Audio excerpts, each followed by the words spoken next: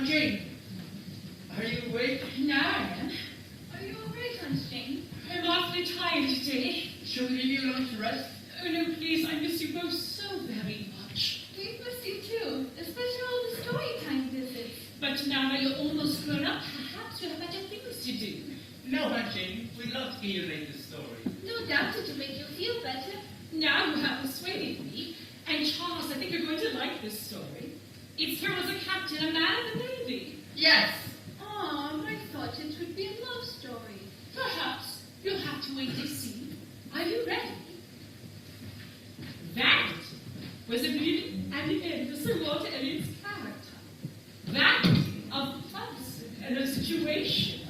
Few women can think more than personal appearance than he did. Nor can any man be more delighted with the place he held in society. His Sir Walter Elliot, baronet of Pinchwall. The baronet was a widow, yet with 3 daughters and no son is made heir to inherit his estate. Mary, the youngest daughter, acquired it artificial importance, as well as 2 rambunctious children, by becoming Mrs. Charles Musgrove of Upcross. Elizabeth, his eldest daughter, was unmarried and approaching the years of danger. For 13 years she had been mistress of Pimage Hall and was laying down the domestic Lord Hill. Her influence on Sir Walter had always been great. She'd been so much like himself, and they would have gone on most happily, except the baronet was growing distressed for money and was pursued by his many creditors.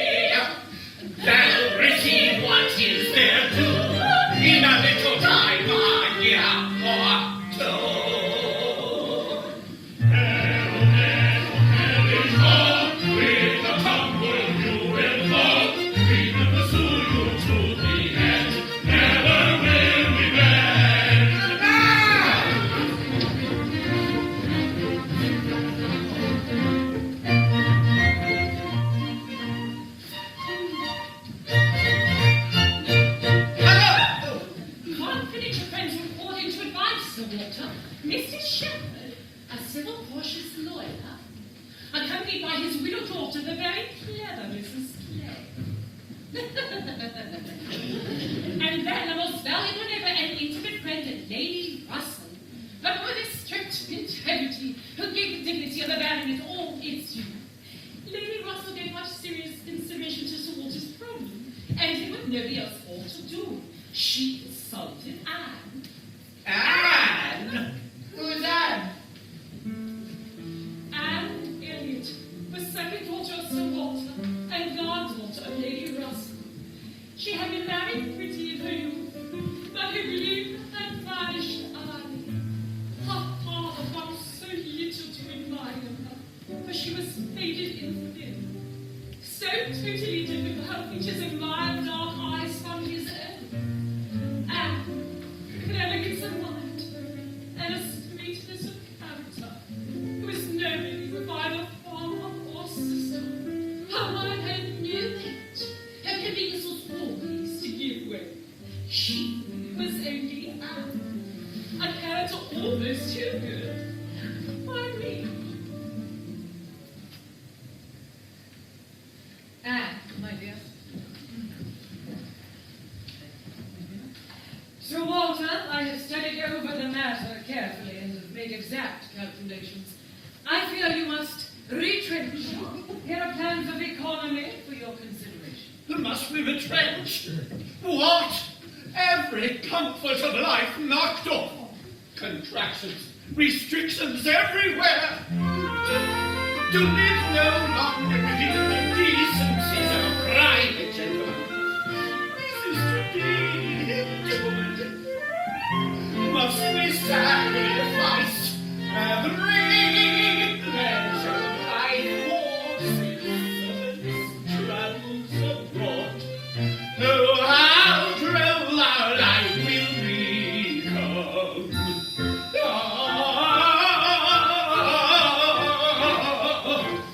La la la la la la la la.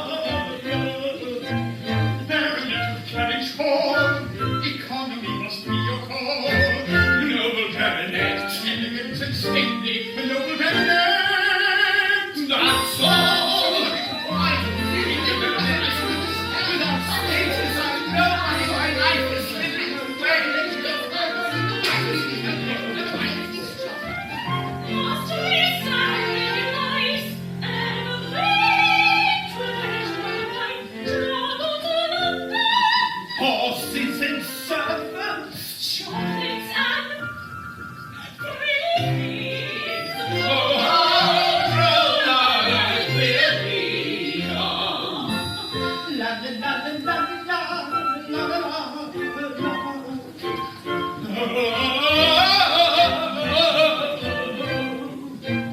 Baronet of Carriage Hall, economy must be your call. Noble baronet.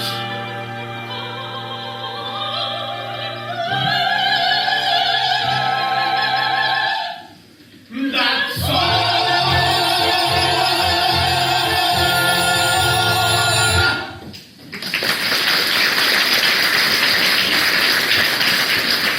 I would sooner quit gallant Hall than to remain in it on such disgraceful terms. Quit Carriage Hall. A smaller house in the country might be the answer. A baronet should live as a baronet. A home in London would be more fitting. Sir Walter, I believe London to be far too costly. But perhaps in Bath, a gentleman in your predicament might remain important at comparatively little expense. Oh, Sir Walter, I am very fond of Bath. The city is divine. I spend several months there every year. You should lose neither consequence nor enjoyment by settling there. I've always been rather captivated by the charms of art.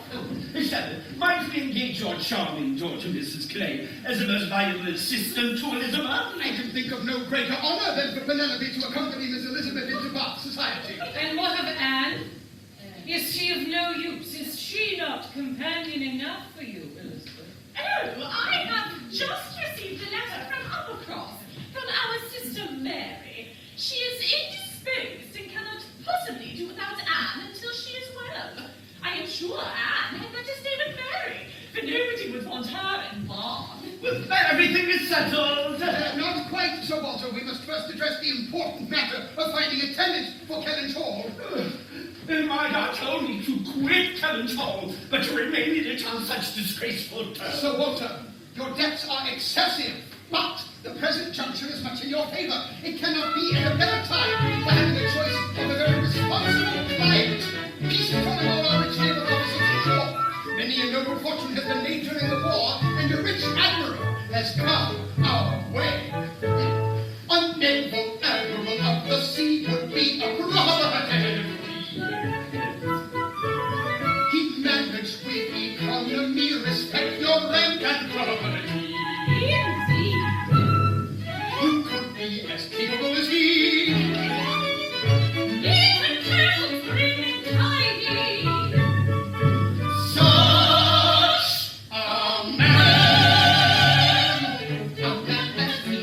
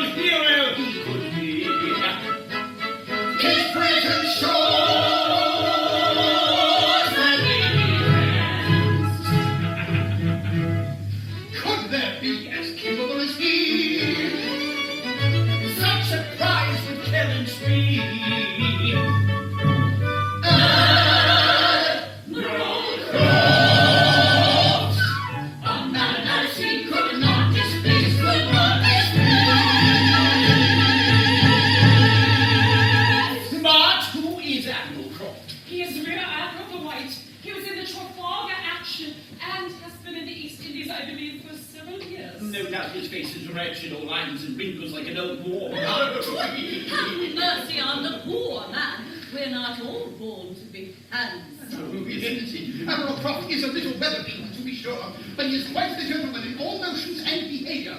Furthermore, he is a married man without children. A lady without a family is the very best preserver of furniture in the world. Yes. And I have seen Mrs. Croft. She is a well-spoken, genteel, and shrewd lady who is sister to a gentleman who did live a few years back at Montford. Heaven bless me, what was his name? Penelope, my dear, can you help me to the name of Mrs. Croft's brother? You mean Wentworth, I suppose? Ah, yes, Wentworth was the very name. He had the curacy of Montford, you know, Sir Walter, some time back, 2 or 3 years. Wentworth, the curate of Montford? You misled me by using the term gentleman. Mr. Wentworth was nobody, I remember, quite unconnected. Excuse me, I feel somewhat overheated. Father, you remember his brother, Frederick the sailor? Please do not mention that man's name. Can we not discuss this matter elsewhere? Indeed, Sir Walter, I am convinced Admiral Croft is the right choice. For your tenant, the Admiral has acquired a sizable fortune and is not likely to make the smallest difficulty about financial terms. Oh, Admiral Croft! The title sounds extremely well, doesn't it? Much better than any mere Mr. Come, Shepherd, we have much to discuss. Admiral Croft. Now that is a name that we will take directly. A few months more, and he perhaps may be walking here. Who, Anne? Frederick Wentworth. Can you not forget this man? Lady Russell, I must confess, my feelings for him have not altered. I have never met his equal. Oh, Anne, to be snatched off by a stranger without connection or fortune. As your godmother, I would not allow this to be. I do not blame you for your guidance, but I am now persuaded that I would have been happier if I had kept the engagement. And this is behind you now. Oh, Lady Russell, Frederick Wentworth has distinguished himself and earned the rank of captain of the navy. Anne, do not ponder over this, please. You have been too little from home, too little seen. Your spirits are not high. In Bath, a larger society will improve them. I so dislike Bath. Why? I was there for 3 years at school. That was shortly after your dear mother's death. Now, a change of place will do both health and spirit good. Give my regard to your sister, Mary, and the Musgrove family.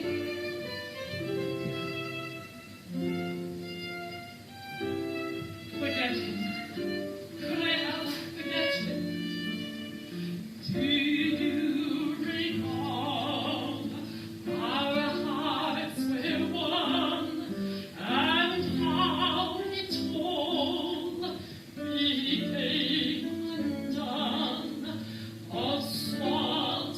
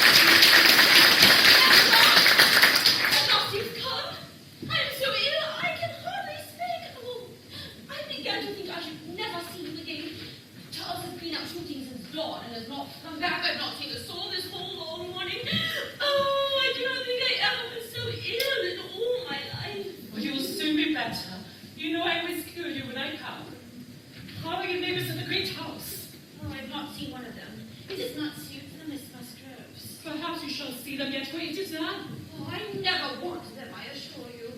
Louisa and Henrietta talk an awful great deal too much. And Henrietta goes on and on about her dreadful curative misery. Oh, Anne, I am so unwell. It was quite uncanny we got to come sooner. Oh, my dear Mary, I have really been so busy, have had so much to do. Dear me, what could you possibly have had to do? A great deal, I assure you, more than I can recollect in a moment. Well, but you've not asked me a word about my dinner at the Falls yesterday. Did you go? I thought you came on the party. Of course I went. It would have been strange if I had not gone. I was quite well yesterday. But it is so very uncomfortable not having a carriage of one's own. Mr. and Mrs. Musgrove took me in their carriage. And we were so crowded. They are both so very large and take up so much room. So there I was, crowding into the back seat with Lisa and Henrietta. And I became very happy with illness today, baby. I'm into it. I filled with regret that my illness was spread on account of my nerves that are shredded. So I'll go to my bed with a thought in my head. Thank heavens I'm alive and not dead, not dead. Thank heavens I'm alive and not dead.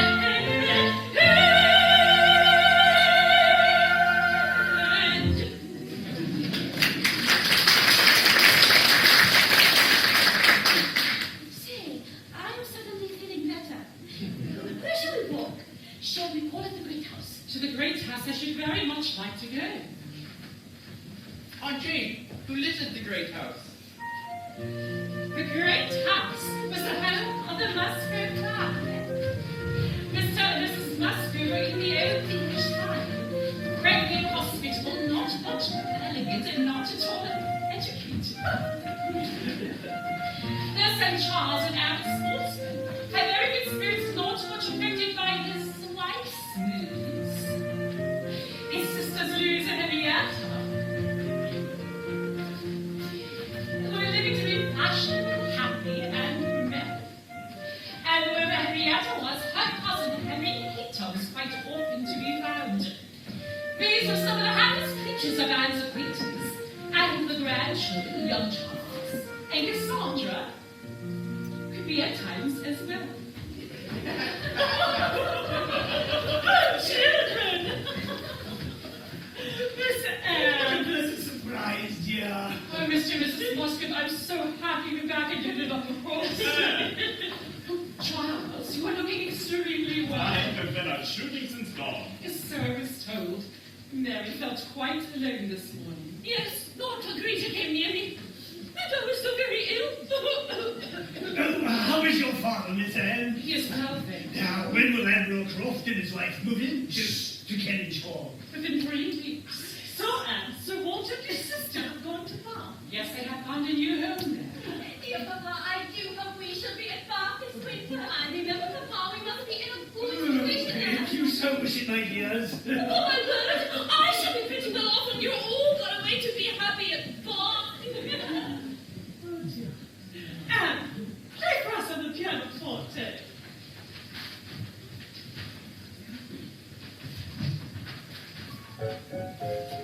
Dear Anne, how your little fingers do fly.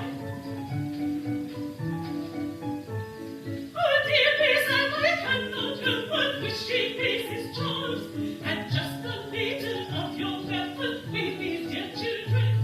They are so spoiled and troublesome, I wish they would not come. And one must always give them more cake than is good for them. I make our rule to them, interfere with her concerns. I know it would not do, but still I will tell you, because you may be able to speak out in your own way, to set things right, to set things right. I just will give you this tiny little hint, that you may be upon the watch for anything amiss. I make a rule to never interfere with your concerns. I know it would not do, but still I will tell you. I will give you just this tiny little hint, that you may be upon the watch for anything amiss.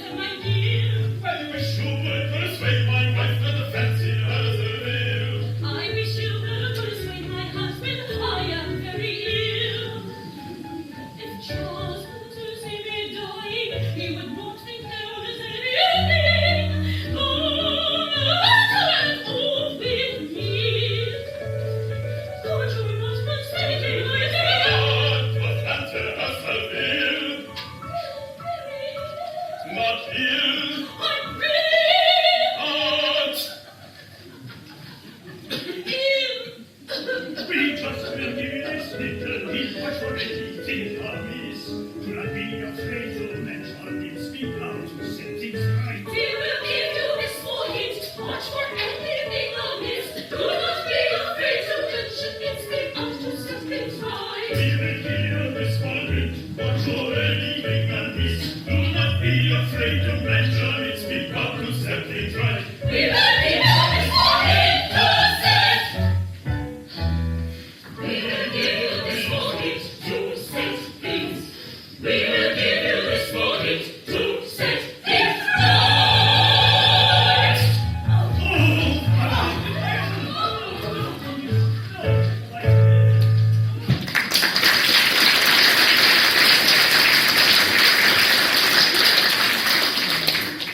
So past 3 weeks. The day had arrived when the crops were to come to coach. Anne's heart was fluttering and bigger. Her beloved home was handed over to others. Anne wrote Mrs. Croft. Took possession and coach for a true naval spirit. They immediately paid a visit to Aunt Russ's cottage. Charles was not at home. He was out shooting, of course. But Mary and Anne were graciously there to receive him. And the children most anxious to meet the Admiral. The Admiral's here. Oh, please don't let me go before he's here. Settle down. No, let them be. And is everything to your liking at Killitor, Admiral Court? Why, yes, everything is quite fine, except for the number of mirrors hung over our house. Why, there's no getting away from them. So, would you like to sail on the high seas? I'd take you off in my ship if I could. Come, follow me. Please. So it was you and not your sister, I find, that my brother had the pleasure of being acquainted with when he was in the country. Perhaps you may not have heard that he is married. Married? Oh, no, I had not heard this. And he has a new parish now. A parish? Yes, my brother has just become the curate of Ludlow in Shropshire. Curate? How interesting. Oh, curate. Oh, Edward, I wish him every happiness possible. And you shall soon see another brother of Mrs. Croft here very soon. I dare say you know him by name. Captain Frederick Wentworth. Yes, I remember the name. Did you not call it Kent some time ago? I was not aware that either of you were acquainted with my brother Frederick. You perhaps were out of the country at the time. My dear, I believe we were in the East Indies. Now, sit down by me, and I'll tell you about life upon the sea.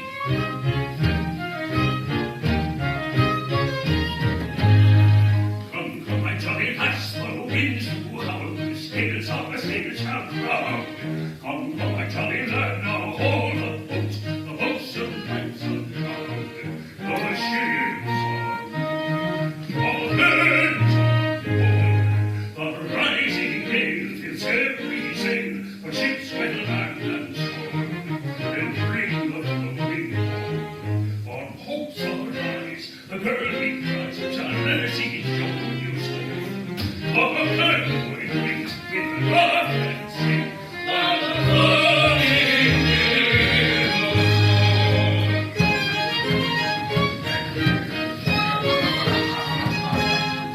Going to the French coast, we're bound to steer, we'll still our rights maintain. And now having studied points, so we'll say, oh, David, once again. From shore to shore, while cannons roar, our flag shall show the haughty old Britannia rules amain, and bring the flooding goal. Front hopes are right. The girl we prize, Shall pass the strongest home.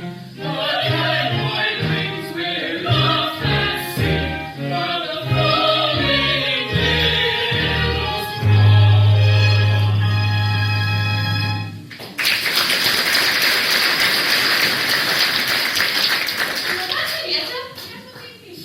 How pretty. So, the Crofts gave you a visit then? Well, they called upon us earlier this morning. Mrs. Croft happened to mention that her brother, Captain Wentworth, has just returned to England and is coming to see us almost directly. Oh, can I meet the captain? I always wanted to meet the captain. Be quiet! Go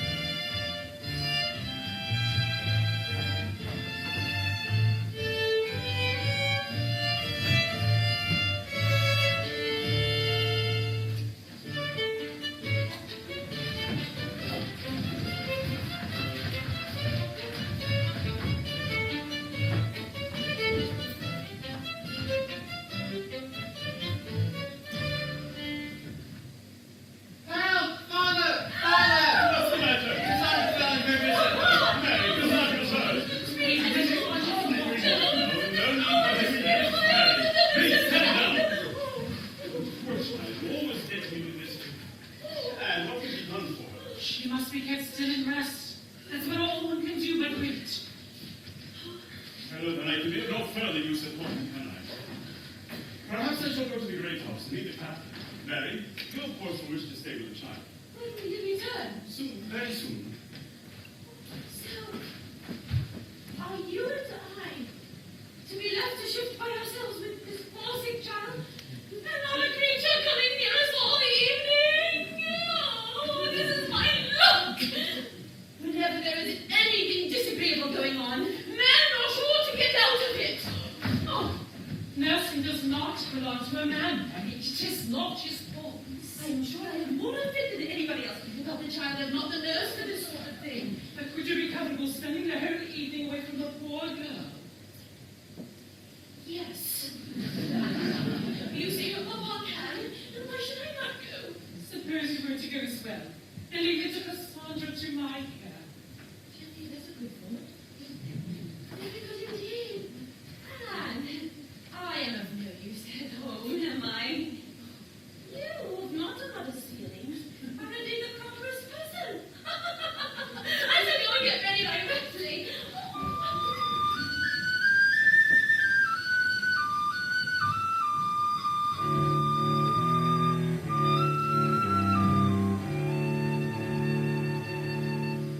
Sleep, dear child, without red beholds its gentle twilight fall.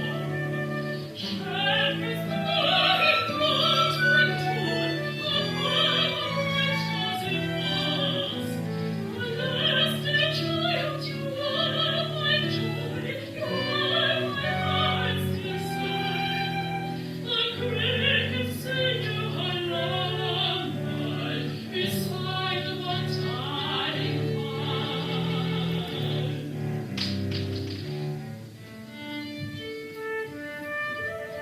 Dusk is trodden the rings of fog, whose softly in the breeze. Captain sails his boat to horn upon the glistening seas.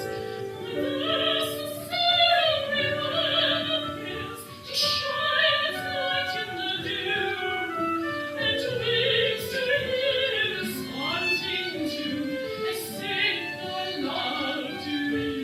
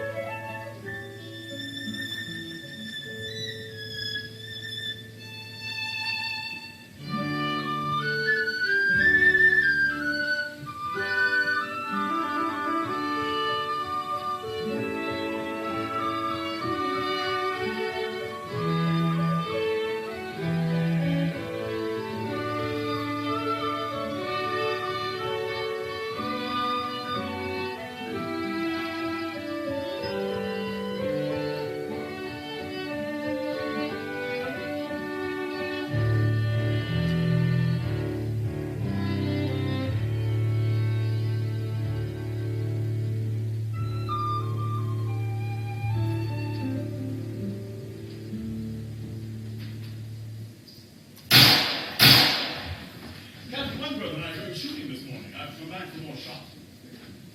Good morning, Captain Wentworth. This is my sister Anne. Yes, we are acquainted. A little. Captain, Good morning, Mary. Good morning. Good morning, Anne. good morning. Good morning, Captain Wentworth. Good morning. How's the child? I heard she did quite a tumble. She is doing better today and able to take a little broth. Lucky lass. She'll be back on her feet before we know it. Come, Frederick. Ah. Mrs. Musgrove. Sam. Captain, Henrietta, shall we walk with them? Yes, please. And so shall I.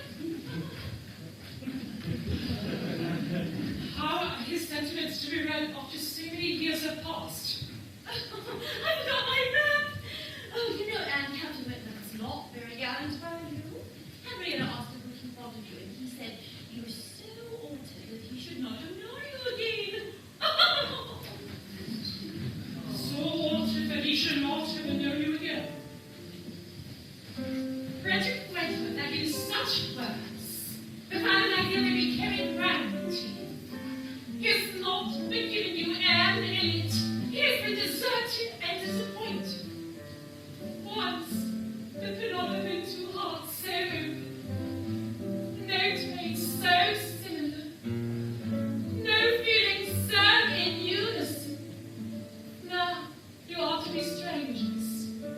exist no desire me to do again. But yet we shall be in company together very soon at the great house. Sir Presume says to bring on board about anything to eat, without any natural frontiers or cook or so in 2 weeks. Yeah, what was the name of your first ship, Captain? The Ass. Oh, shall we look up the ass in our naval list? You won't find her there. Quite worn out and broken up. I was the last man to command her. But the Admiralty likes to entertain themselves every now and then by sending a few hundred men to sea in a ship not fit to be employed. Lucky fella to get it. Lucky fella to get anything so soon. I felt men like Admiral, I assure you. It was a great object to me at that time to be at sea. To be sure you did. What should a young fellow like you do ashore for half a year? If a man has not a wife, he soon wants to be afloat again. Well, I had no wife then, nor do I now. Look, the Asp was a dear companion to me. I knew we should either go to the bottom together, or she would be the mating of me. And she did all that I wanted. If you'd been a week later at Lisbon last spring, Ferdy, you'd have been asked to give passage to Lady Grierson and her daughters. Indeed, well, that I was not. I would never willingly admit any ladies aboard ship of mine. What? It's quite impossible to make accommodations on board such as women ought to have. Oh, Frederick, women may be comfortable on board as much as in the best house in England. Yes, especially when they're staying in their husband's cabin, and then the only woman on board. Did you bring Mrs. Harville and her 3 children round from Portsmouth to Plymouth? This done by a captain who declares no ship under his command shall ever convey a family of ladies anywhere. I would bring you anything of ours from the world's end if you wanted it, but do not presume that means I believe women and children have the right to be comfortable on board. Oh, Frederick, I had to hear you talking so as if women were all fine ladies. We none of us expect to be in smooth waters all our days. Ah, my dear, when he has got a wife, he will sing a different tune. We shall see him do as you and I have done. We shall have him thankful to anybody that will bring him his wife. I've done it. Once married people begin to attack me with, you shall feel very differently when you are single. I simply say no, I shall not. And then there is an end to it. What a great traveler you must have been, Mom. In the 15 years of my marriage, I can safely say that the happiest part of my life has been spent on board a ship.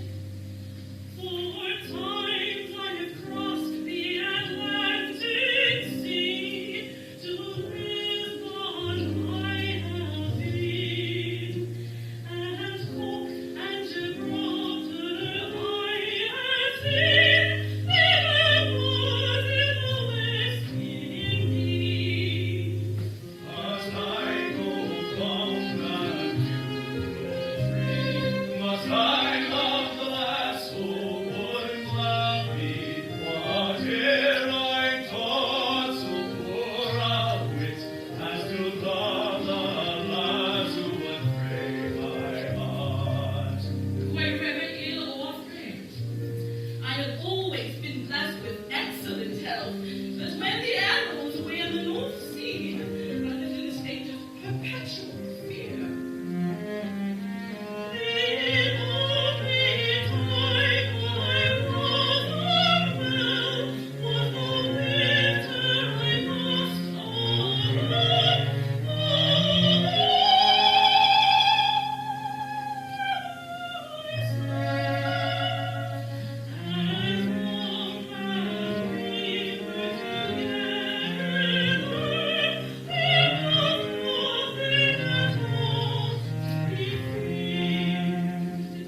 I am quite of your opinion, Mrs. Cobb. There is nothing as bad as a separation. I did cross my fingers and did see to die for seas.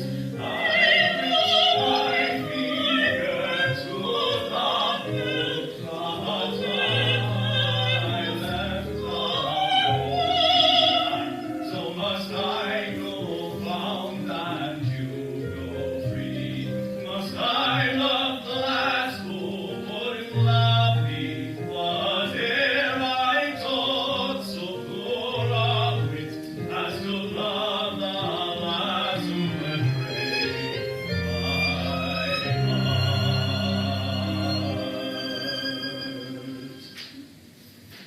I beg your pardon. This is your seat. Please, Anne, play something to dance to. We're all dancing. How Captain reach another little fool. To me, the same as Anne Elliot never dances.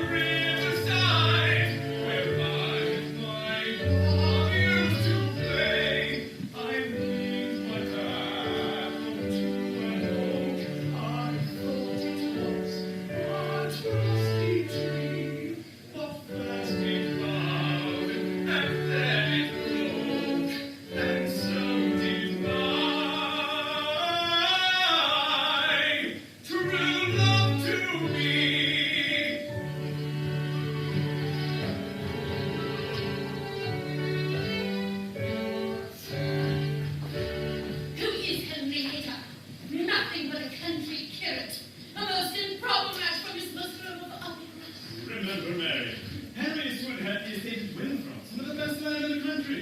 Henrietta could do worse than to marry Henry Gator, and if she has him and Louisa can get Captain Wentworth, I shall be very well satisfied.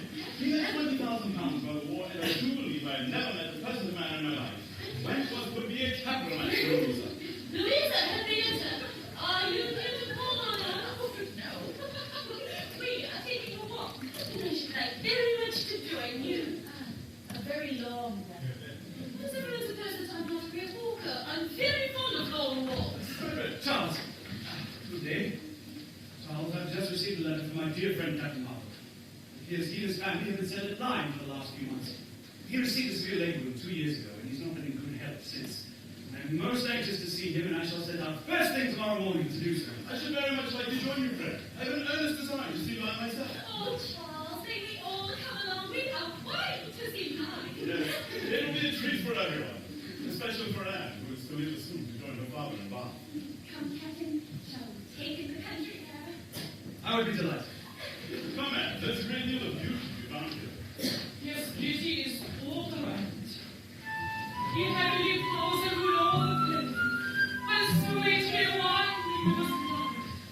Transport me to the next day, and there a child I shall find. Yes, your fragrance lit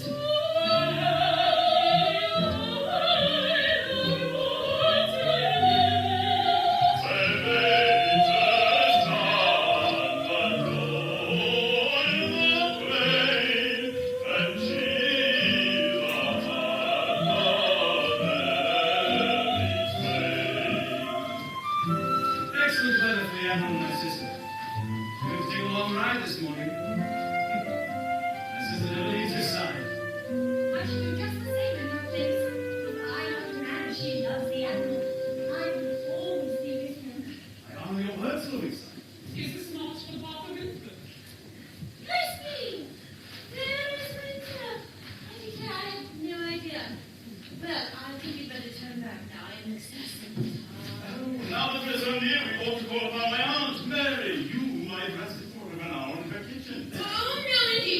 that will do me more harm than any sitting down will do me good.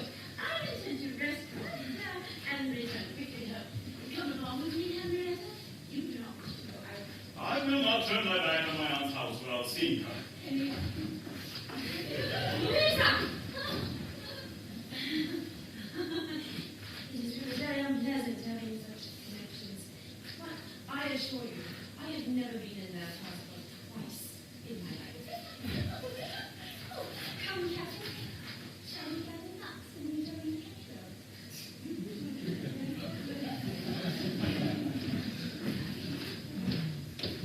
Where's Lucy going? I'm sure she's finding a better spot.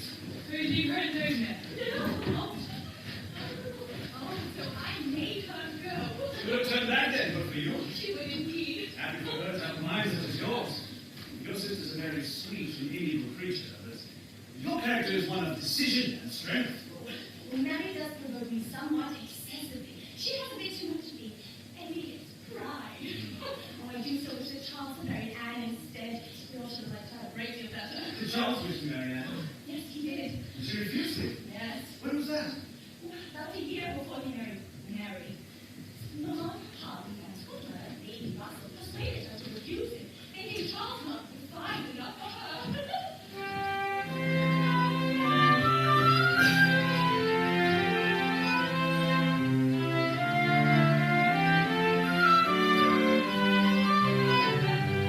He heavily calls and rule obey, was really winding rivers might transport me to your banks again, and there our charming land I shall find. 'Tis very green of fragrant streets, where every delight of beauty meets, where nature's charms are contemplated, and chill our hearts of their grace. Captain Wentworth. Shall we all head back to Uppercross for lunch, Mary? Henry, I'm for that.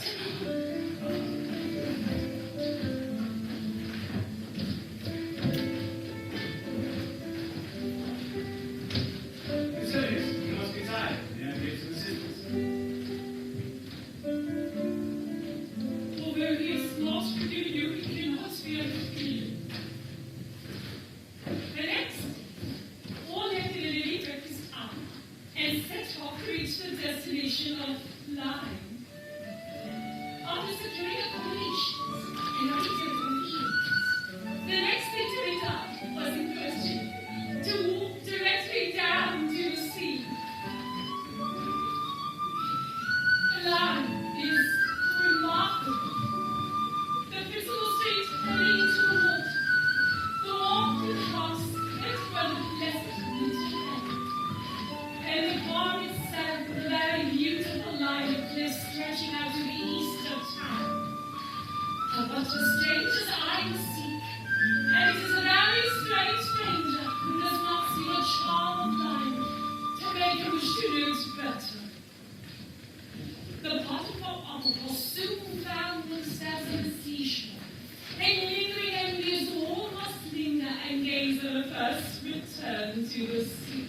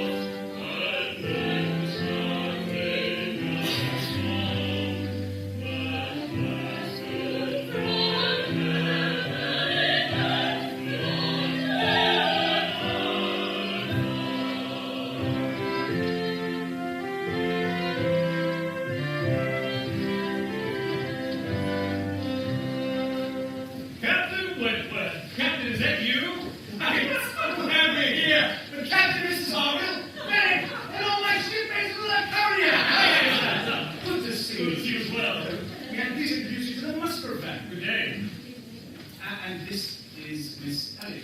Is this Miss Anne Elliot? Yes. Ah.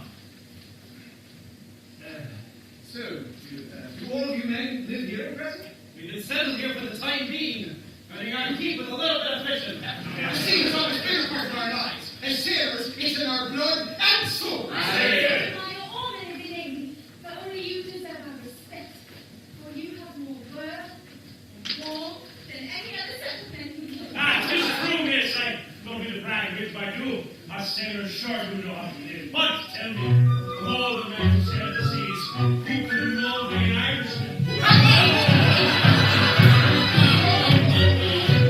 An Irishman who sails the sea is bold and brave as a man should be. Hard-minded with a strong. Of any a sailor can do no wrong. In counting one and all, when the tales of the sea, what a steady fellow has a soul so free. For whoever could be a man like an Irishman, a sailor man, who could love an Irishman?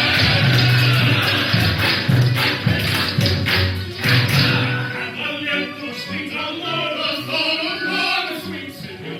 That's my ear so full of pride. They only do whatever they can, but they'll never love an Irishman. But they'll never leave an like an Irishman, a sailor man, will never love an Irishman. And defense gets begun. Every day peace and capital style, and nothing across the street. Of any young man and they happen to meet. And mine will say from behind her back,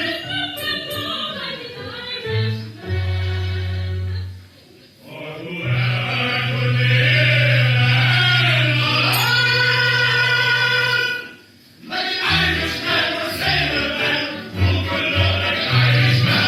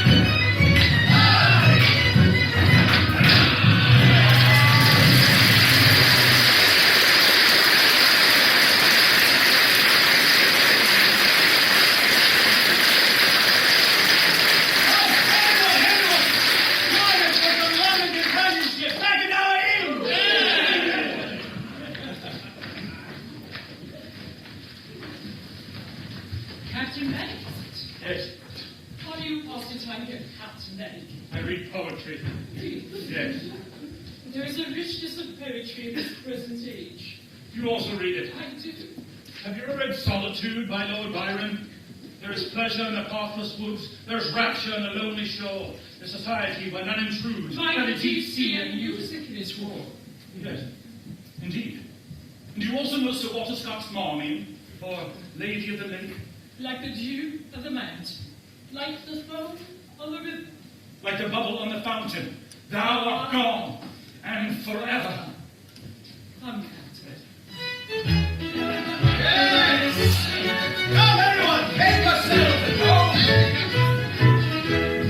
Sailor's life, the life I know, he works now late, now early, now up, now down, now to and fro. What then he takes it cheerily, when cannons gather round, all sense of danger drowned, he slides into a man. We're sailing a little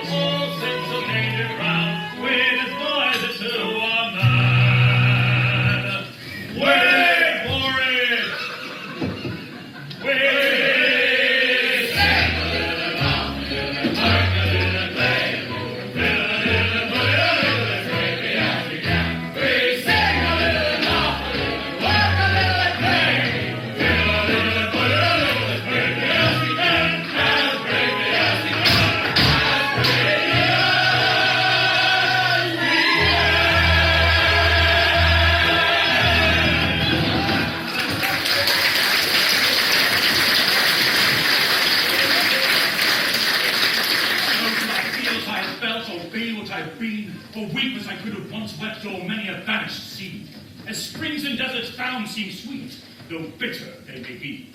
Amidst the withered waste of life, those tears would flow to me. I hope you do not always read only poetry.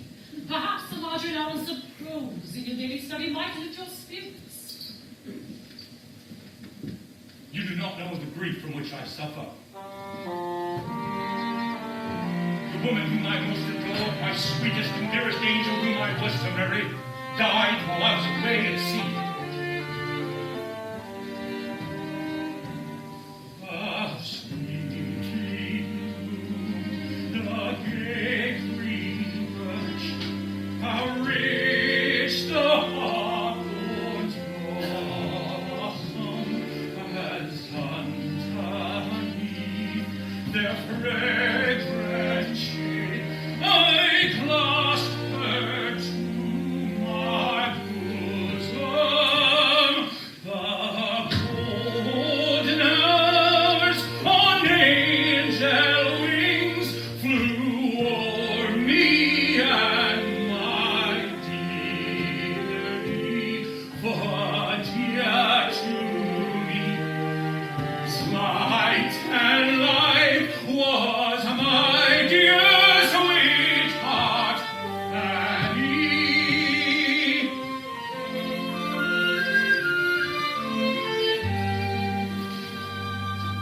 With many a vow and locked embrace, our parting was so tender, and pledging not to meet again, we tore ourselves asunder. But oh, fell death's untimely frost that nipped my flower so early. Now green's the sod, cold the bay that wraps my dear sweetheart Annie. Captain Bennet, you are not alone in your grief, but you shall rally again, for you are young. James, bring a pipe over here, lad. Here's something that'll ease your sorrow, James. Captain. Cheers. Cheers, lads. Cheers, Lenny. Sorry.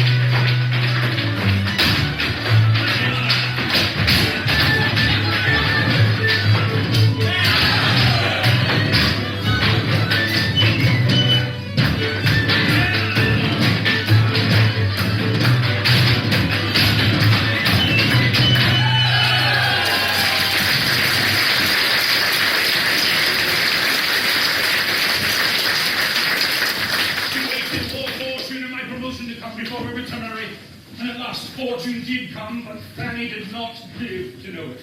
The loss of another one is sad indeed. I was sad. But it's not to see a consolation to your grieving. Its colors are particularly brilliant today, and the sea always does one good. Yes, the sea is magnificent in all its glories. Oh, the glad waters of the dark blue sea, our faults as bounds, And our sorrows is free. spars a breeze can bear the billow's foam. Survey our empire, and behold our home. And quoth so my lord, my I'm sad. Frederick. Coming. Hey, don't you listen to something back at the end? Of course. Famished.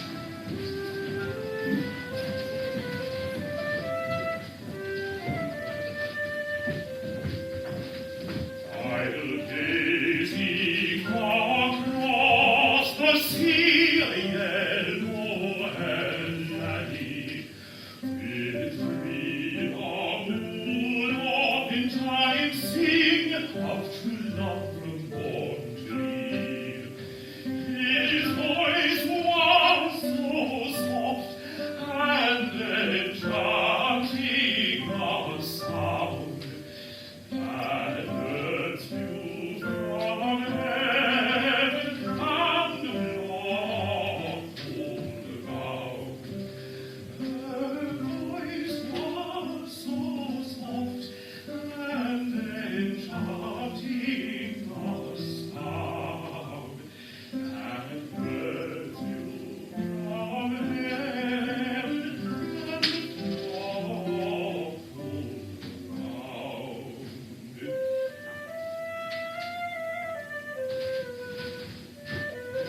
That man is struck with you.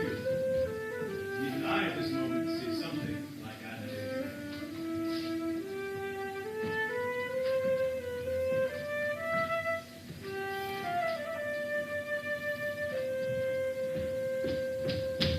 Come on, Rick. Not too far this time. I'll work it out.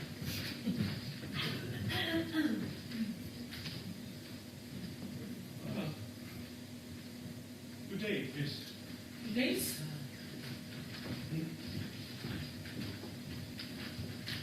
Excuse me, that man who's just gone away. Do you know who he is? Oh, yes, sir.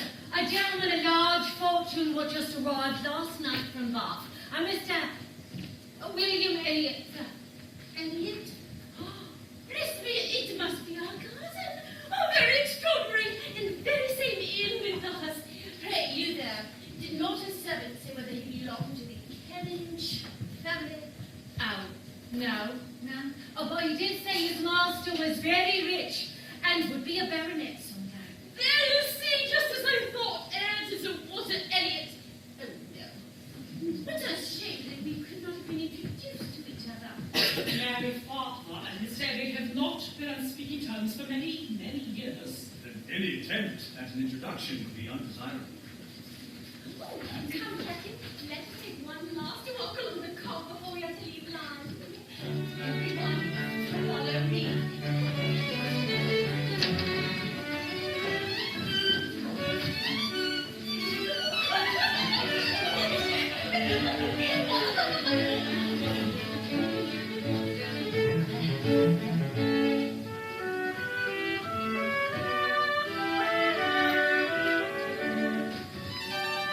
Careful there, Louisa.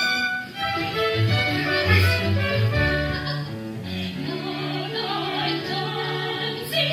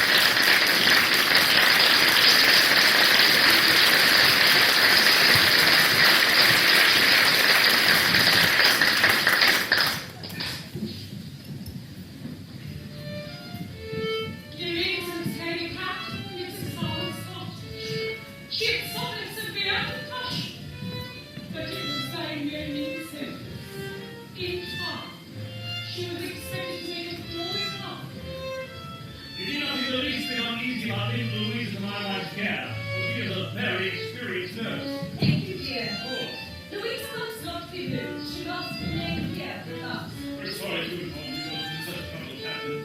This is our last no trouble at all. We are happy to assist in any way we can. Charles, someone must return to our cross and convey news, distressing news, about Louisa to your parents. I couldn't want to leave my sister in such a state.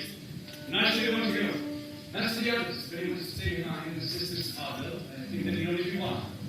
And, what I mean to say, there's no one so proper, so capable as Anne. You'll stay, I'm sure. You'll stay and nurse her.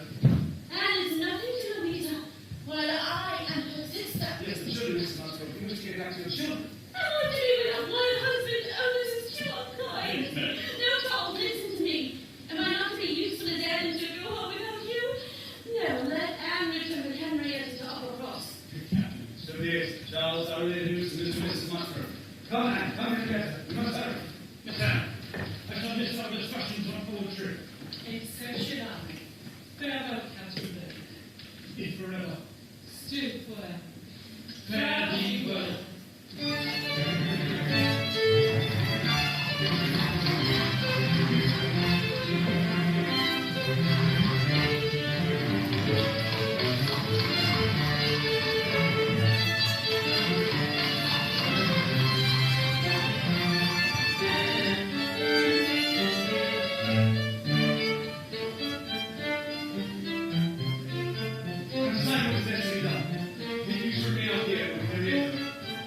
Inside and relay the news to Mrs. Musgrove. Do you think this is a good plan? I do.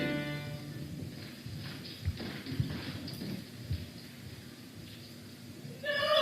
I'm Louisa! Henrietta, come to me! Quickly! Oh, no! Thank you for your assistance, Captain Wentworth. And goodbye to you. I will be joining my family in Mark very soon. You'll leave your other cross there. Yes. If only I had known that was. If only I had given way to her. I regret it. And I must return to life. Farewell. Farewell.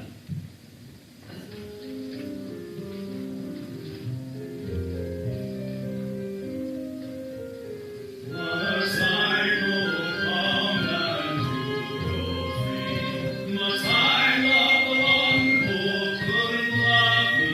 Was here I thought so poor out wit as to love?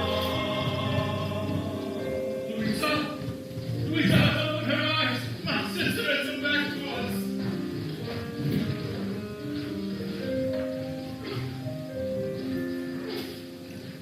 As we go on, we must pray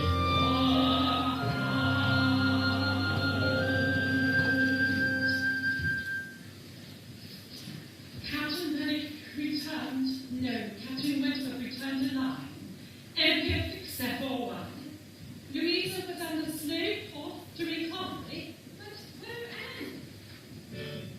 Anne walked the first debut except the building smoking in rain. I am wrecked on the roof in Bath. For paper shells, smoke, and confusion. So what I think of very fine handsome hands and clothes. A lot in my situation becomes an consequence. And be evidence of settled down much to their satisfaction. And entering with a sinking heart, anticipating an imprisonment for many months, who would be glad to see her when she arrived? now that Miss Anne has come, I cannot suppose myself at all wanted. My dear madam, this must not be. You must not leave us now. I assure you, she is nothing to me compared with you. Oh, Anne, I'm glad to see you. You will be a fool for dinner. This is undoubtedly an advantage. Yes, Anne, I can tell you truthfully that Bob has more than answered all of my expectations. Indeed, our house is quite undoubtedly the best in Camden Place. Behold the note I hold it here, the finest will be found. Our drawing rooms are so many, decided and cottages, that ought to be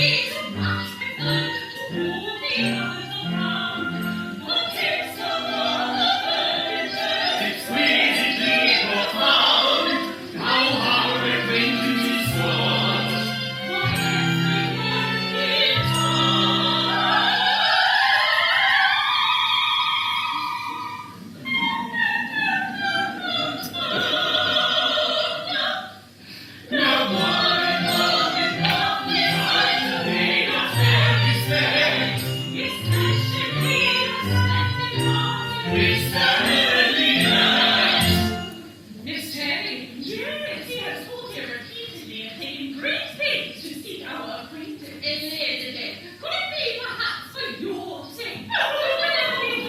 Mr. Terry's no longer there. He is a widower. I understand from this earlier since you claimed good of all to say his wife although of inferior birth was wretched. And she was excessively in love with him. Without that protection, not her ordinary attempted Mr. Elliot. Oh, but that is all past now and forgotten. Mr. Elliot is now fully pardoned for his past neglect of our family, and now places his own happiness funding money to the terms he can do claims. Yet we are all delighted with him. I actually came to Mr. Terry tonight.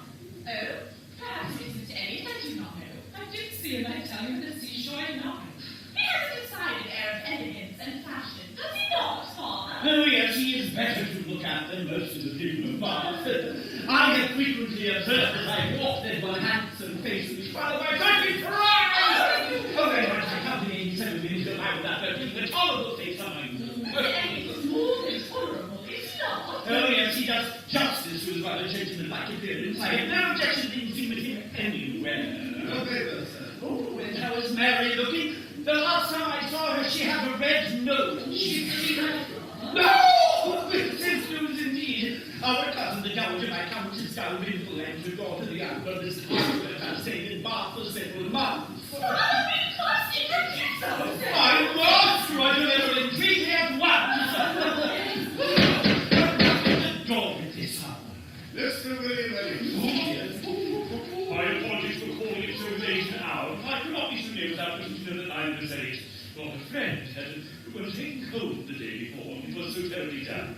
Allow me to introduce my second daughter, Anne. It's extraordinary. We've actually got a glimpse of each other live. Imagine us having to be guests of the same inn at the same time. Yes. Your friends seem rather married. We were in very good spirits till a sad incident occurred. Incident? Yes, Father. Louisa must have found and suffered in injury to her hand. No, one of them must grow cool. And not distress us with this dreadful matter. Mr. Elliot, we have exciting news to share with you. Indeed, we do, my cousin, Lady Dalrymple, is certainly marvelously accomplished in her hour at the assembly room. Is that so? How delightful. In fortuitous opportunities before. Oh, my apologies to you all for this late. I shall call in for a more reasonable hour. Mr. Elliot, you are always welcome here. Yes, of course, good night. Thanks, Sir Walter. Miss Anne. Mr. Elliot. You know that. I think they're still in your person, in your cheeks, your skin, your complexion greatly improved. Have you been eating anything in particular? Nothing, Father. Merely Gowland's lotion, I suppose. Now, Mrs. Clay's been using the lotion at my recommendation, and you'll see what it's done for her. Why, it simply carried away her freckles. Very nice, Father.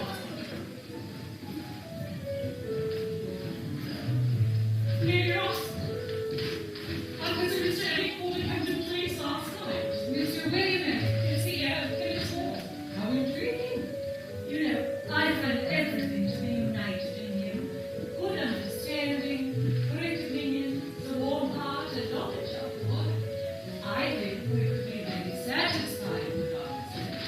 He is without question a most pleasant acquaintance and more.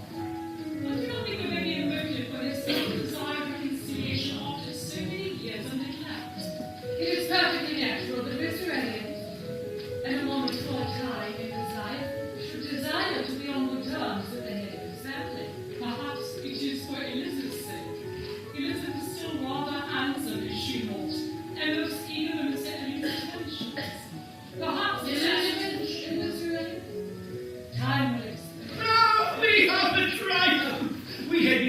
to call upon Lady Dalrymple this very night. Lady Russell, you will join us, of course. I would be honored to do so. Family connections are always worth preserving. They are. What is it, Anne? And already engaged. Spend the evening with local schoolfellow in Westgate Buildings. Westgate Buildings? And who is Miss Anne Elliot visiting in Westgate Buildings? A poor widow by the name of Mrs. Smith. The poor widow, Mrs. Smith. Surely you could put off this woman until tomorrow. Father, it is the only evening for some time that we are able to read. So upon my word, Miss Anne Elliot, you have the most extraordinary taste. One of the not 5,000 people with the name of Smith. What could be your attraction to this ordinary Mrs. Smith? All the poor names we found, all the poor people around, you be chosen friend, Miss Anne Elliot's chosen friend. All the poor names we found, all the poor people around, you be chosen friend, Miss Anne Elliot's chosen friend. Mrs. Smith. Such a name. Mrs. Smith is not really doing well, with little to live on and no surname of dignity. Oh, you not compare Mrs. Clay to your dear Mrs. Smith. No! Miss Anne, shall we take a turn about the room? Yes, please. I believe my father places far too much importance on renewing his connection with Miss Cousin Lady Dalrymple. Well, perhaps the cousins are nothing in themselves, but as good company, they will have their value. My idea of good company, Mr. Elliot, is a company of clever, well-informed people who have a great deal of conversation. Oh, what mistaken, Miss Elliot, that is not good company, that is the best. But would it not be wiser to accept the society of these good ladies and enjoy all the advantages as far as possible? After all, she's a viscountess, and rank is rank.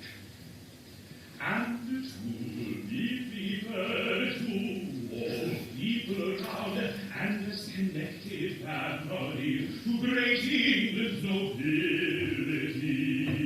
Miss Elliot, you will have your place. I am too proud to enjoy a welcome which depends so entirely upon rank or place. I love your indignation, for it is natural. But here we are, in Bath, and the object is to be established with all the credit and dignity which ought to belong to Sir Walter. You talk of being proud. I, too, am proud. Perhaps, under examination, our pride could have the same object. No, I think not. Well, on one point, I am sure we must get alike, dear cousin. We must feel that any addition to your father's society may be of use in diverting his thoughts from this rub beneath. Mr. Elliot, could you spare a moment of your time for us? Yes, Miss Elliot. May we request the pleasure of your company? Of course, these I should be delighted. My apologies, Miss Anne. I am obliged. Miss Elliot, I would like to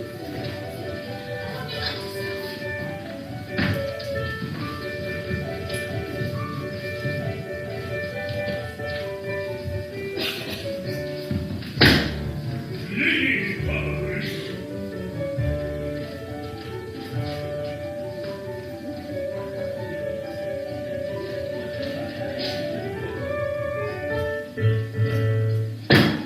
Sir Walter,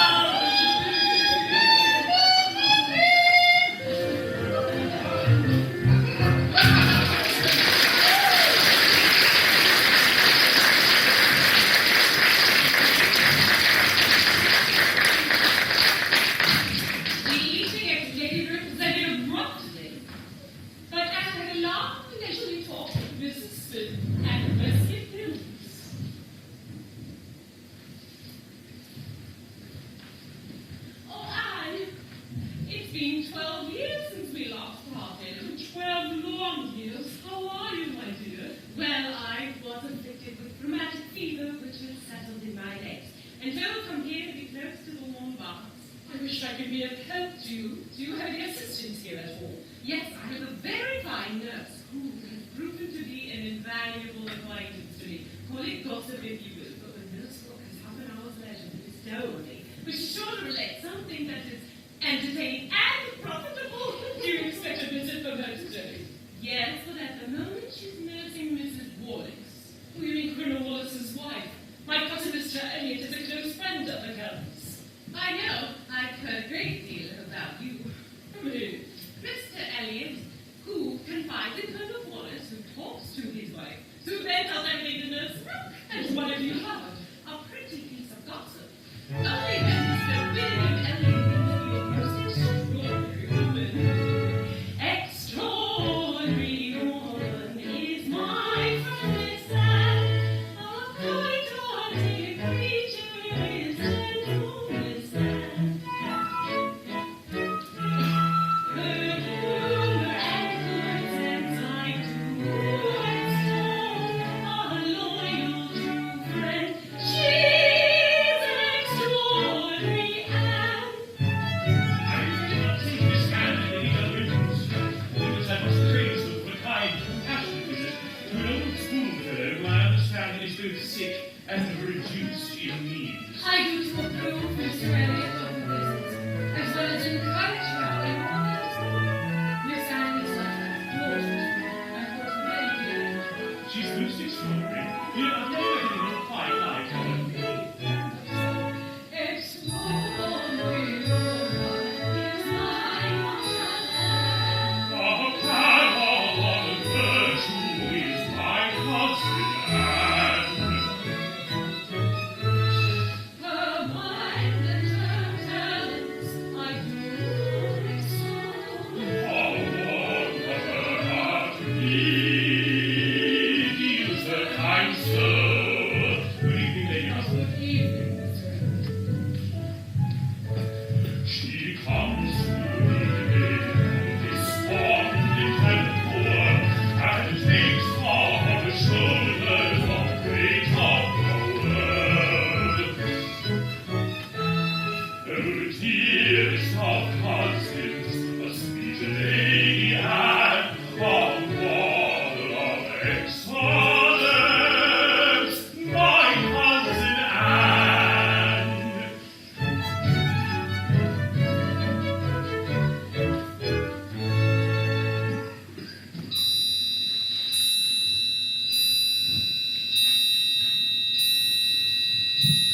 Admiral and Mrs. Brock.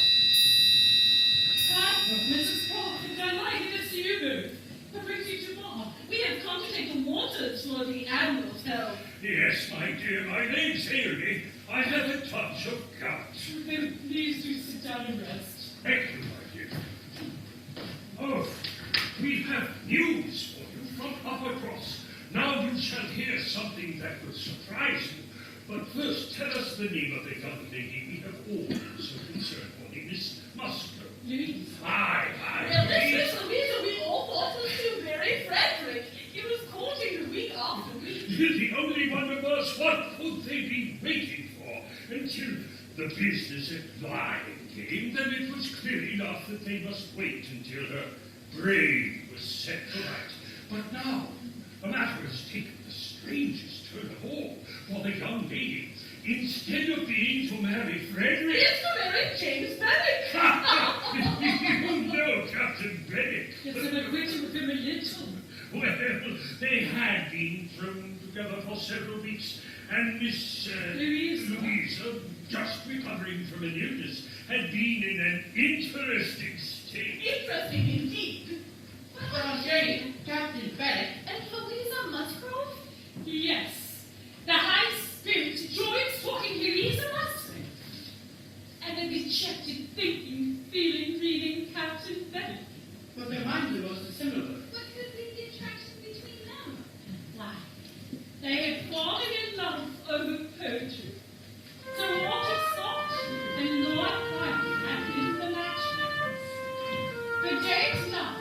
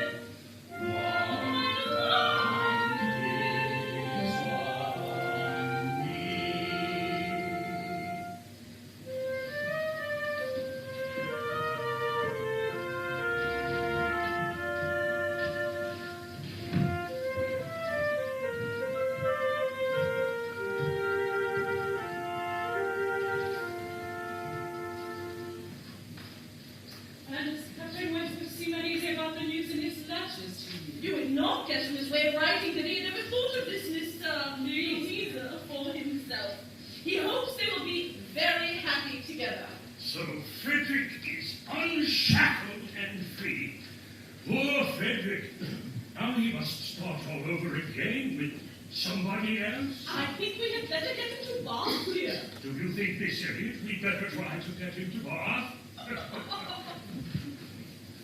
Upon hearing the news of the match, it was not regret that then Anne's heart beat in spite of herself, but feelings of joy, senseless joy.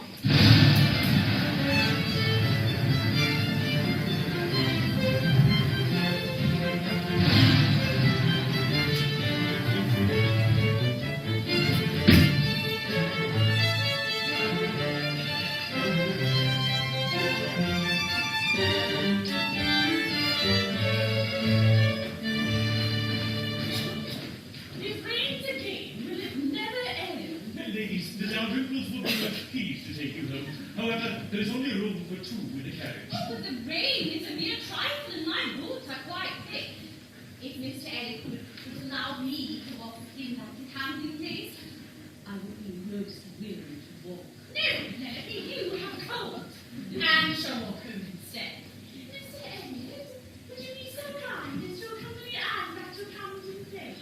Of course, I will be delighted. Ladies, let's return to walking. Good morning, Captain. Miss Elliot, good morning. When did you arrive in Bath? Last night, sir. No doubt you've heard the news from Uppercross about Louisa and Captain Bennet. Did you hear it from your sister and me, Anne? Ah, then you and your family are in good health, I trust. Yes, quite well, thank you. Lady Dalrymple for Miss Elliot. You're not going with them? No, the carriage will not accommodate all of us, and I prefer to walk. But it is raining. Oh, very little, nothing that I regard. Though I only arrived last night, I've come equipped for Bath already. I wish you could make use of this. Pardon me, Miss Anna. Shall we head out before the rain increases? Captain, there is to be a concert this evening at the Assembly Rooms, which I hope you will attend. I remember that you are very fond of music.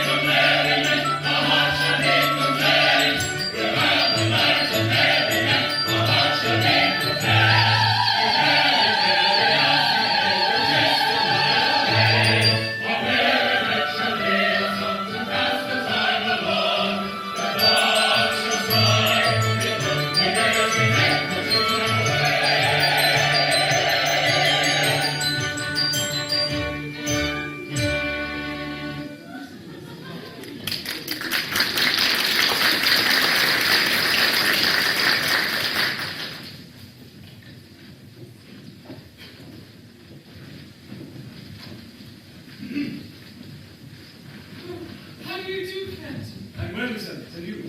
Quite well, thank you. And what think you of Bath? It's hard to say. I've been here scarcely a day. Does the rain never end? No, the weather does not know how to be otherwise. And you mean to stay in Bath for long? I barely know. I've hardly seen you since our day at Lyme. It was a frightful day. Although that day has produced some effect, however. When you had the presence of mind you had benefit a surgeon, you could have a little idea of the good thereafter. No, I certainly did not. But I hope it will be a very happy match. Yes. It's almost so, Madam. They have no distractions to contend with the code, no opposition, no delays. All this is very much in favor of their happiness. Go on, perhaps. I must confess, I consider very attaching myself to Miss Louisa with some surprise. I find her to be a very sweet-natured and amiable young girl, but there is something more. These A clever man, a reading man, a man like him with a heart pierced, wounded, almost broken. Fanny Harville was a very superior creature, and his attachment to her was indeed strong. A man does not recover from such a devotion to such a woman. Ought not. He does not. For your good while in love. About a fortnight. Could not be until Louise was doing well, quite certain. You're in my room, solely mine. She would not have been obstinate, but not been weak. The country around mine was very fine. I walked a great deal. The more I saw, the more I found to admire. I should very much like to see Lyman. Indeed. I would not have thought that. What of the distress you were involved in then? When pain yourself with the remembrance that it often becomes a pleasure. I have traveled so little. That every fresh place is of interest to me. But there is real beauty in life. And I should very much like to return there. And I must say, Anne Elliot!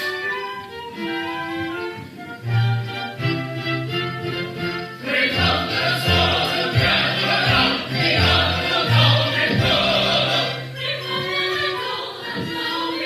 The act of wonderful love and love. Oh, praise and honor do we give the noble Viscountess.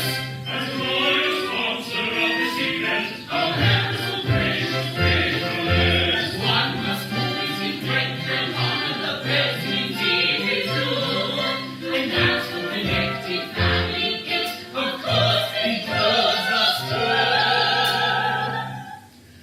Oh, praise and honor do we give the honorable golden door. The admirable honorable golden door. Oh, lady Dalrymple, may I take your arm? Certainly.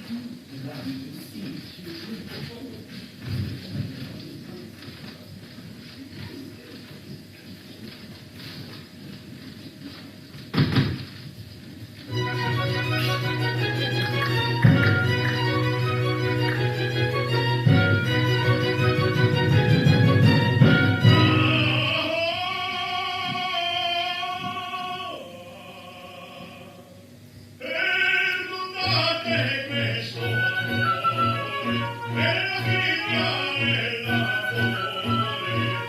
Perdonate questo amore, per la figlia e l'amore. Perdonate quella figlia e l'amore.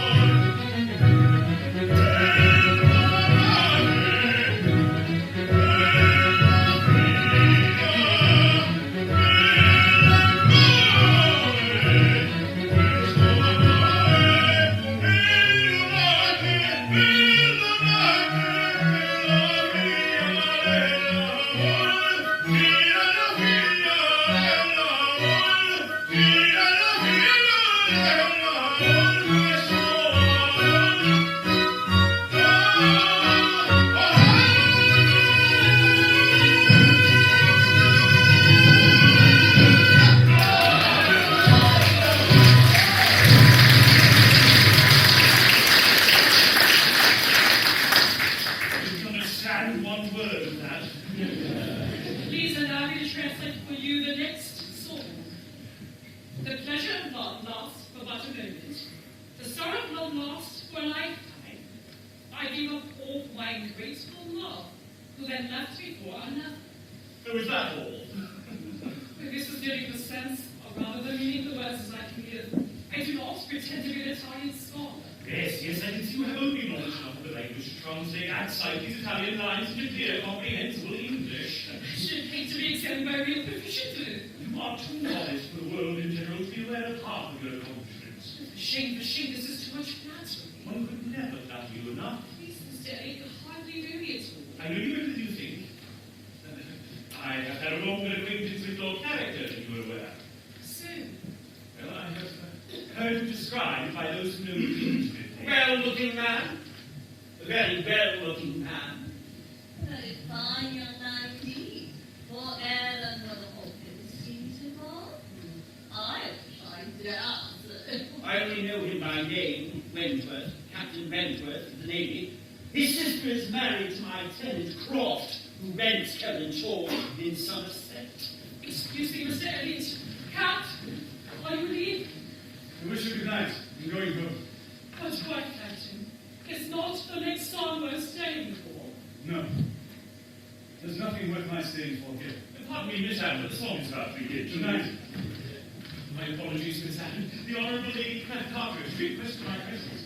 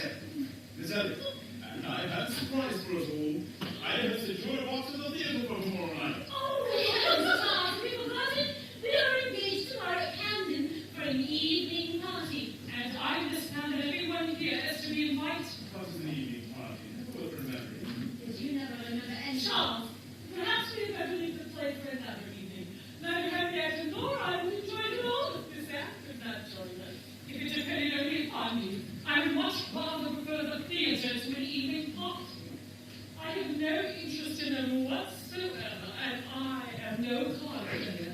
No, you never were, were you? But then time changes many things. Please, I hope I have not changed so much.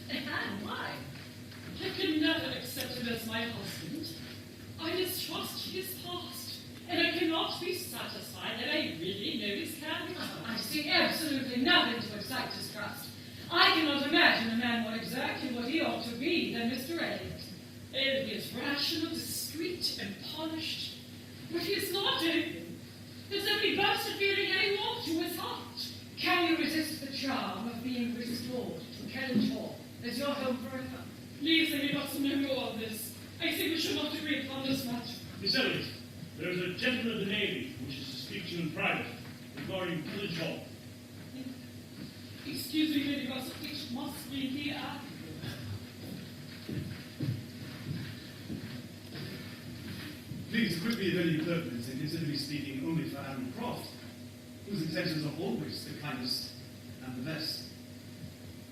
Madam, the Admiral was this morning confidentially informed that orders settled in the family for a union between Mr. Elliot and yourself.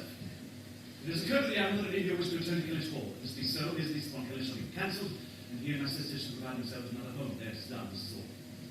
Very few words in response to you with orders required. I will give you a message. What is to be your answer? Please give me your reply. Just pronounce the word yes or no. Captain Wentworth, Major Ruskin. what business brings you here today, sir? You have an extraordinary effect on my godchild, sir. You have an extraordinary power over her. I'm not able to persuade her to anything. Nothing.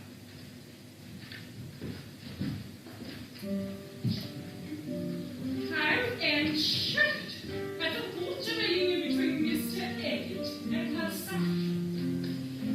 To avoid Mr. Elliot became our first object.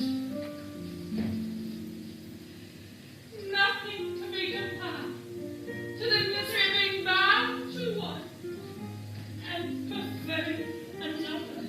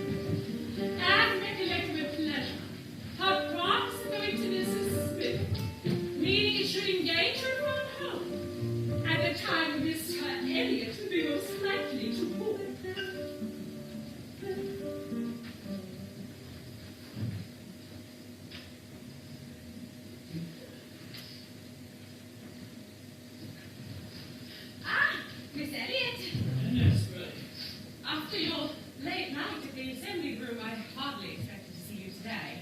But I told you I would come. And so you have. I value your kindness, for you are a true friend, and you need not tell me you had a pleasant evening last night. I can see it in your eyes. But do you really see that in my eyes? Well, yes, you were with the person who interests you more than the rest of the world put together. Pray, is Mr. Elliot aware of your acquaintance with me? Mr. Elliot? Yes, Mr. William Elliot. I imagine congratulations are in order. I hope and trust you'll be very happy together. Why does everyone suppose that I am to marry Mr. Elliot? Are you not engaged to him already? I know he is not likely to be known intimately. Oh, thank heavens. Well, you know him. He was the intimate friend of my dear husband who would have divided his last farthing with him. Really? Mr. Elliot helped to leave my family into financial ruin. Dreadful. So you knew him before his marriage? Yes, and I believe you have the right to know his true character. Please continue. At that period in his life, he had no interest in becoming a baronet. His sole aim was to make his fortune, and so he married completely for money. Yes, and he slighted my father's acquaintance back then. That's why being acquainted with us now, there is nothing to be gained. Time has altered Mr. Elliot. He has long had as much money as he could ever spend. Now he cannot bear the idea of not being a baronet. And he has heard from Colonel Wallace about the cunning Mrs. Clay, who has aspirations of being the next Lady Elliot. And who can provide my father with a male heir. Yes, Mrs. Wallace has a theory that Mr. Elliot would stipulate in writing prior to your wedding that Sir Walter is not to marry Mrs. Clay. So his only motive for marrying me is to really prevent Mrs. Clay from becoming the next Lady Elliot. Well, not his only motive, my dear, for he does seem to have some genuine affection for you.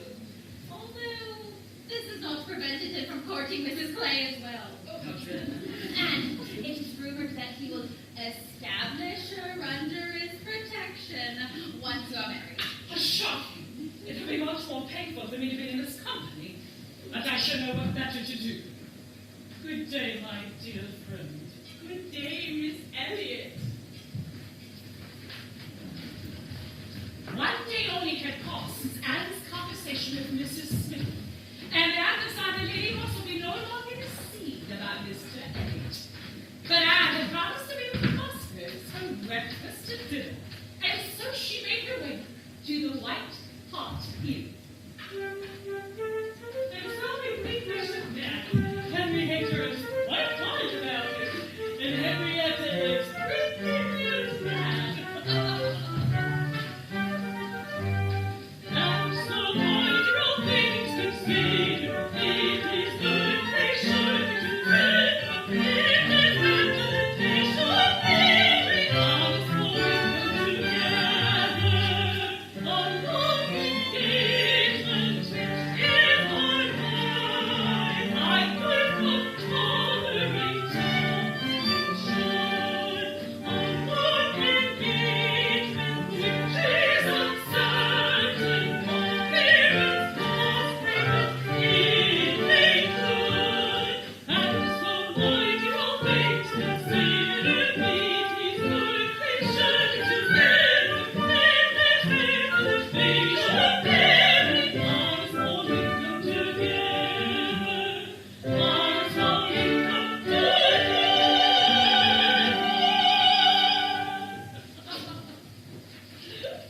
Captain Hart? Ah, Miss Elliot, do you know who this is? Why, it is Captain Bennett. This was drawn to keep for my poor sister, and I am now in charge of getting it properly set for another. This is more than I can bear. I'm quite beside myself with grief. Frederick undertakes it for me and is writing instructions about it now. Poor Fanny, she would have not forgotten him so soon. It was not in her nature. No, it would not be the nature of any woman who truly loved. Do you claim that for your sex? Yes. We do not forget you as soon as you forget us. We cannot help ourselves. We live alone, quiet, confined, and our feelings prey upon us. You have always a business or profession of some sort or other to take precedence. And perhaps it is in man's nature to forget those whom they have loved. No. It is not in man's nature. I will not allow it to be one man's nature than woman's to be inconstant and forget those whom they have loved. No, I believe that you are wrong, and that the reality is quite the opposite. Now, I will literally notice. Have you finished writing your letter yet? A few moments more. Now, Miss Elliot, let me observe that all histories are against you. All stories, prose and verse, point to a woman's fickleness. But these were all written by men. I will not allow books to prove any. Very well. But if I could just make you comprehend what a man suffers when he takes a last look at his wife and children and watches the boat that he has sent them off in as long as it is in sight, and then turns away and says, God knows whether we will ever meet again. And then if I can convey to you the glow of his soul when he does see them again, when coming back after a 12-month absence perhaps, and obliged to put into another port, he calculates how soon it be possible to get them there, pretending to deceive himself and saying, they cannot be here till such a day. But all the while hoping for them 12 hours sooner, and seeing them arrive at last as if heaven had given them wings.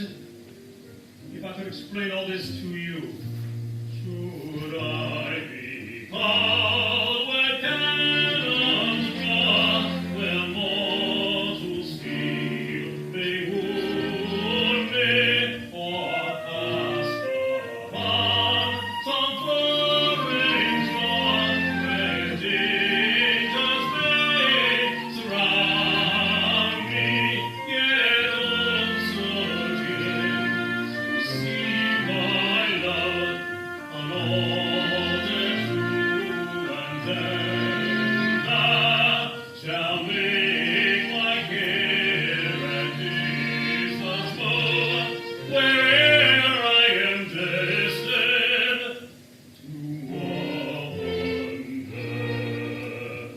I believe you capable of everything great and good, so long as, if I may be allowed the expression, so long as the woman you love lives, and lives for you, all the privilege I claim for my own sex. And it is not a very enviable one, you need not covet it, is that of loving longest, when existence or when hope is gone. Here, Frederick, you and I part company. I'm going home. Miss Elliot, tonight we may have the pleasure of all meeting again at your father's party. Sophie, Harville and I will soon be after you. Harville, are we ready in half a minute? Yes, of course. You are a good soul, Miss Elliot. God bless you. Thank you, Captain. That's true.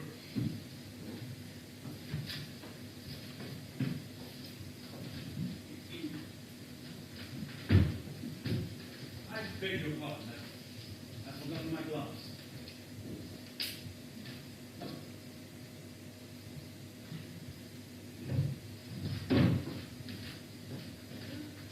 I wonder where Mary might be.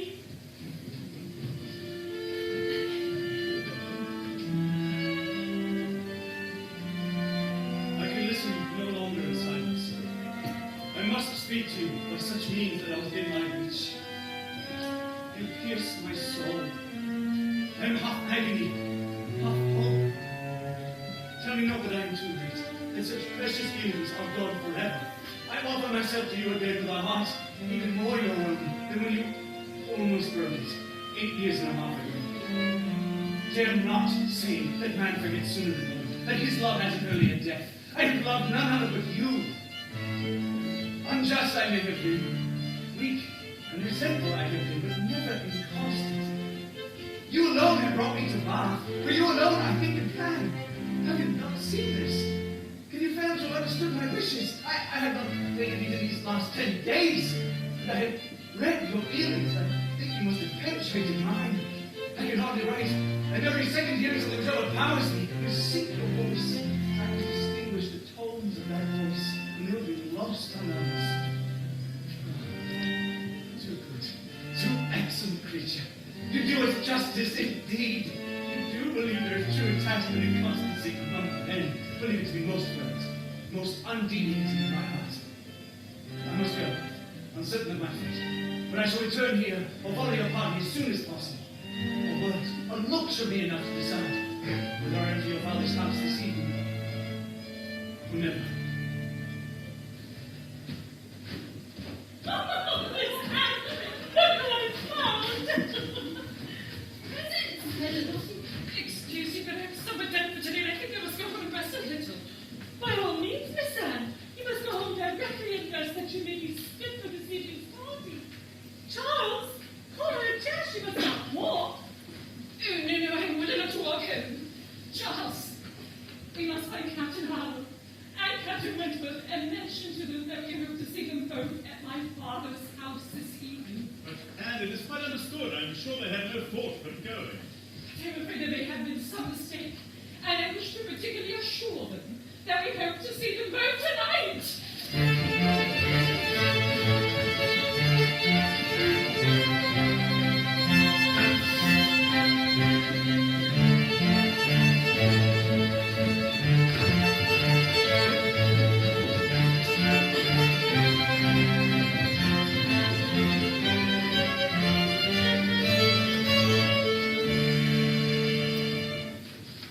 Captain Wentworth, which way are you going? I barely know. Are you going to Camden Place? Because if you are, I shall ask you to take my place and give Anne your arm to her father's door. She's rather done for this morning and must not go far without help.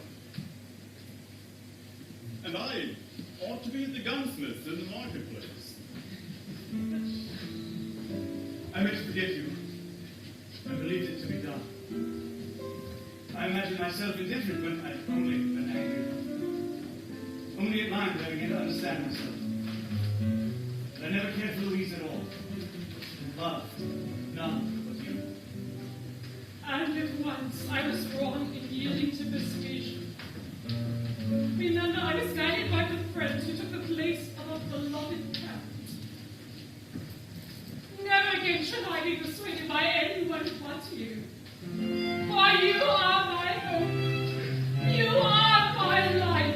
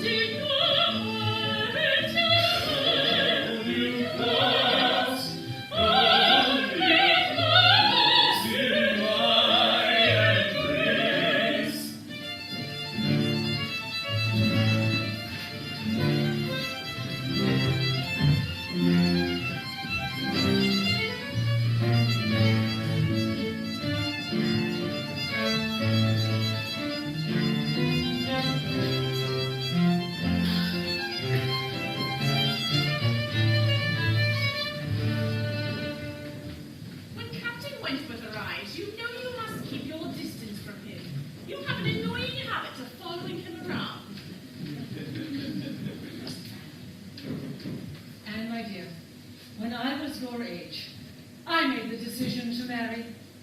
Never would I enjoy a sweeter hope than to see you married as well. Yes, Lady Russell, I hope that may be. Miss Anne, may I have a word with you, please? The name of Anne Elliot has long held a certain charm for me, and if I dare, I might wish that our names should forever be united. Captain Wentworth, Captain Wentworth. Excuse me, Mr. Elliot. Sir Walter, I respectfully request permission to set the date. Your daughter has accepted my proposal of marriage. My daughter? Could you mean Anne? You wish to marry? Anne!